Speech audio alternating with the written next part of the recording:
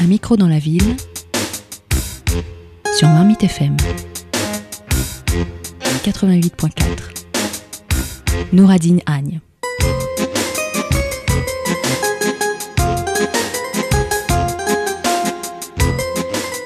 Aujourd'hui, un micro dans la ville part à la découverte de l'académie de sabre laser de Voisins-le-Bretonneux.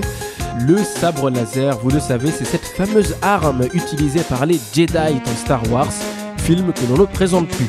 Cédric Giroux, fondateur de l'école, proposait des initiations aux étudiants de la fac de Saint-Quentin en Yvelines le 22 septembre dernier dans le cadre du festival Balance l'Assaut. Direction le parc de l'université de Versailles-Saint-Quentin à Guyancourt pour en savoir plus. C'est la première fois que tu fais du sabre laser? Ouais. Alors t'as l'impression d'être dans Star Wars? Grave, demain je suis Jedi. Ah, c'est mieux comme ça. Ouais. Alors on va s'écarter un petit peu parce que sinon monsieur là il va se prendre plein à la pêche. Donc le but du jeu c'est de se déplacer et essayer de viser les zones du partenaire. Allez, c'est parti.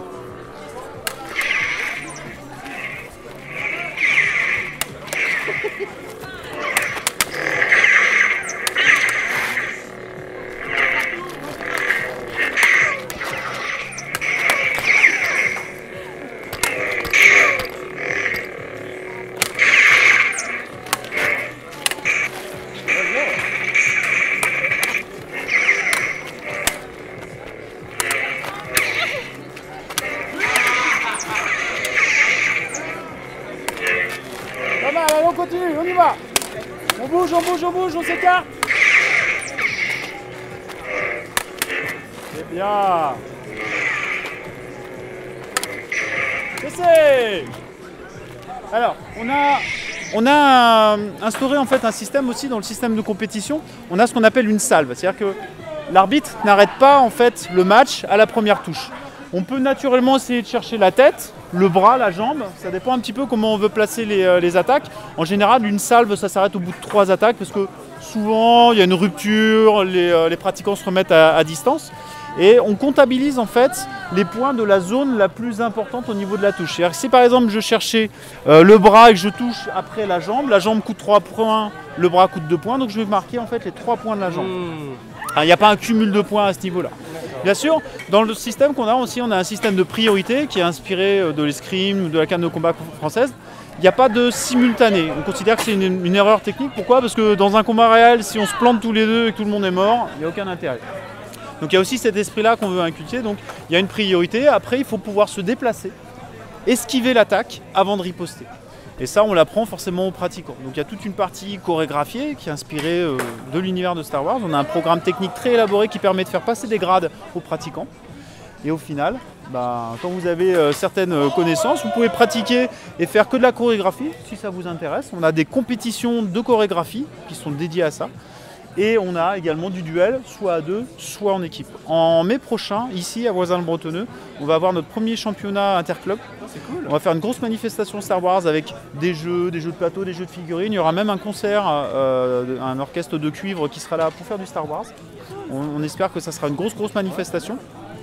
On espère également que la Fédération française d'escrime sera intéressée et pourra en fait nous inclure dans leur programme. Et c'est ce qu'on cherche vraiment à faire, c'est d'harmoniser la pratique du sabre laser avec des règles bien spécifiques pour que tout le monde pratique de la même façon. On aurait dû faire la finale. Voilà. Si vous voulez venir le lundi soir tester un cours, vous pouvez, on a Voisins-le-Bretonneux, ou le samedi en fin de journée. Je vais vous laisser une petite carte. Okay. Et puis au plaisir de vous voir. Est-ce que vous pouvez juste lui dire que j'ai gagné? Oui, t'as gagné, carrément. Elle a gagné, désolé. Et pourtant, on n'aurait pas dit, mais... merci d'avoir essayé en tout cas. C'était cool. Merci. Et que la force soit avec nous tous. Oui. Exactement. Donc, et comment on marque un point du coup là? Ça s'allume? Alors comment on marque un point? Alors bien sûr le sabre il est lumineux, il y a une LED à l'intérieur qui éclaire l'intégralité du tube. Après il y a des sabres plus évolués qui ont du son, ils coûtent un petit peu plus cher. Nous sur l'académie on prête l'intégralité du matériel, donc le sabre laser d'entraînement plus les masques de protection et les gants, ça c'est important. Et après donc c'est un système de touche, 15 points gagnés en 3 minutes. Le système veut qu'on peut toucher de la tête aux pieds. Certaines zones du corps marquent plus de points que d'autres. On a également un système d'armée, c'est-à-dire que sur un armée, c'est-à-dire la lame va passer derrière notre corps, on peut marquer plus de points. Et comme on a un système de priorité, le partenaire en face de nous ne peut que esquiver ou parer avant de pouvoir faire sa riposte. Donc c'est ça aussi qui est intéressant. On a la possibilité aux gens de leur montrer que le sabre laser, c'est une pratique martiale. Alors bien sûr, l'univers est fictif, mais si on regarde l'historique, voilà, c'est un vrai art. C'est-à-dire que les Jedi, ils l'utilisaient dans leur combat. Donc il y a une vraie codification des choses qui vient des Amériques, forcément. Hein, c'est pas nous qui savons. Oui, donc en fait, le système nous on a opté au niveau des États-Unis s'appelle TerraPrime. C'est un système qui est open source. Donc en fait, c'est-à-dire alors il est libre de droit. Il n'y a pas beaucoup d'académies américaines qui utilisent cette option-là. Donc on peut très bien s'inspirer de leur système en citant le système TerraPrime. Ils ont une charte de qualité, une charte de protection sur laquelle on adhère. C'est-à-dire que voilà, les gens, pour nous, c'est important qu'ils soient en protection. Comme j'expliquais précédemment, c'est une lame en polycarbonate, donc c'est pas un jouet. Ça peut faire mal. Donc nous, on veut que les gens pratiquent en s'amusant et en étant sûrs qu'ils se feront pas mal. Donc voilà, toutes les protections qu'il faut. Et l'avantage du système TerraPrime, c'est qu'il y a une vraie possibilité de progression dans l'art du sabre laser. On commence à 2 mains sur le sabre et puis après on va passer sur une main. On peut utiliser un double sabre laser, deux petits sabres laser, un grand, un petit, il y a la lance laser. Enfin, le programme technique est assez vaste. Bien sûr, il est inspiré de toutes les connaissances martiales que les gens ont mis en place. Le kendo, l'escrime française, la canne de combat française, le kung-fu. Il y a même des fois un petit peu de capoeira dans les mouvements un petit peu plus évolués. Et ce qui est sympa, c'est que voilà, on retrouve tout ça dans un seul art martial, entre guillemets. Donc la partie du sabre laser, c'est nouveau et ça devrait faire quand même pas mal d'émules. Est-ce que vous pouvez vous présenter d'ailleurs, nous dire qui vous êtes en quelques mots? Alors en quelques mots, moi je m'appelle Cédric Giraud, je suis le président fondateur de l'Académie de Sabre Laser qui est à Voisin. Je donne des cours également à Triel, Triel-sur-Seine dans le 78. On a également des clubs à Paris et à Reims. Moi j'ai un passif de 20 ans de pratique de sabre, j'ai un 3e dan d'Aikibudo, un 3e dan de Katori Shinto-ryu, je suis professeur diplômé d'État. Donc les cours que je mets en place sont entre guillemets de qualité parce qu'ils sont encadrés. J'ai une expérience du sabre qui me permet en fait de pouvoir dire que voilà, le sabre laser c'est une arme comme une autre et qu'on peut la pratiquer vraiment dans cet esprit-là. D'accord.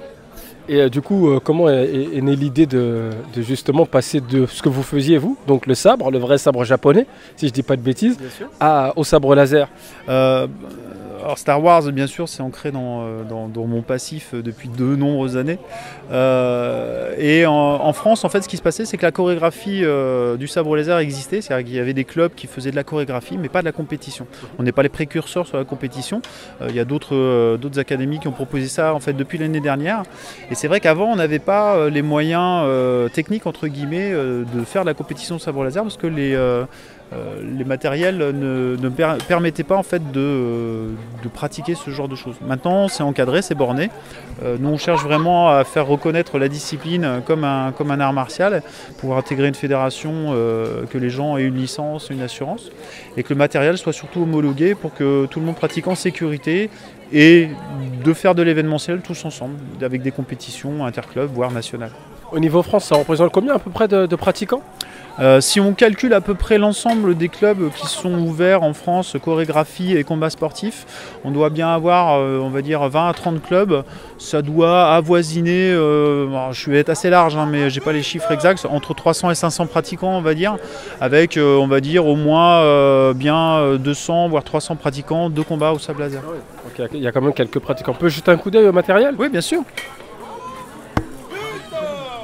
Alors le matériel que vous avez de base, comme je l'expliquais, c'est pas très visuel aujourd'hui hein, forcément, mais le principe c'est qu'on a donc un tube en acier ou en aluminium qui contient une LED de couleur avec une batterie et un interrupteur, ça c'est vraiment la base. Après on a une lame en polycarbonate, nous on a choisi une lame qui est très épaisse, donc qui permet de pouvoir s'entrechoquer de manière sécuritaire, elle ne se cassera pas. Hein, on peut y aller vraiment franco, on a fait des tests, faudrait vraiment aller au-delà des minutes. Ouais, c'est très très costaud. Donc si je vous fais un petit test, entre deux lames, et je vais pas y aller gentiment. Ouais. Voilà, on peut très bien les entrechoquer, il n'y a pas de souci. Il y aura des marques forcément sur le tube, mais voilà, les gens seront en sécurité. Donc forcément, après on a du matériel de protection. On a opté pour des masques d'escrime qui résistent très bien forcément à ce type d'assaut. La gorge est protégée, les côtés de la tête sont protégés, et ça on insiste sur ce genre de protection. Parce que souvent les gens utilisent en fait du matériel d'airsoft qui n'est pas du tout adapté. Et nous c'est pas ce qu'on veut. Et après au niveau des gants, on a des gants Kevlar qui sont pratiqués pour la l'escrime médiévale. Et on utilise beaucoup aux États-Unis aussi également des gants de hockey, de street hockey ou de la crosse qui résistent très bien au coup. Pourquoi ? Parce que le sabre laser, vous avez pu le voir, il n'a pas de garde de base et que les premières choses qui peuvent être atteintes, ce sont les doigts, les articulations et le poignet. Donc voilà, les gens sont en sécurité à ce niveau-là. Et après, comme vous pouvez le voir sur moi, au niveau de la protection, au niveau de la protection, on a un plastron de hockey qui protège également les épaules. On a également des coudières et des genouillères pour tout ce qui est articulation un petit peu sensible. Comme ça, on sait que les gens, une coquille anatomique, parce que les stocks étant prévus dans notre pratique, forcément, il faut que les gens soient protégés. Donc voilà, les gens sont en sécurité. On a une charte très précise pour la protection. Et on sait que notre système de combat il marche bien, que ce soit en duel ou en équipe. On a de la chorégraphie, comme je vous le disais, donc ça c'est sympa. Les gens en fait, ils vont trouver normalement un truc intéressant dans le domaine. S'ils veulent pas du combat, ils font de la chorégraphie. Et puis s'ils veulent faire du combat, on peut leur faire des choses. Voilà. Merci beaucoup. Merci à vous. Voilà, c'est tout pour ce sujet consacré au sabre laser. Pour plus de renseignements, n'hésitez pas à vous rendre sur le site de la radio marmitefm.canalblog.com. Merci à tous. C'était Un micro dans la ville, présenté par Nouradine Agne.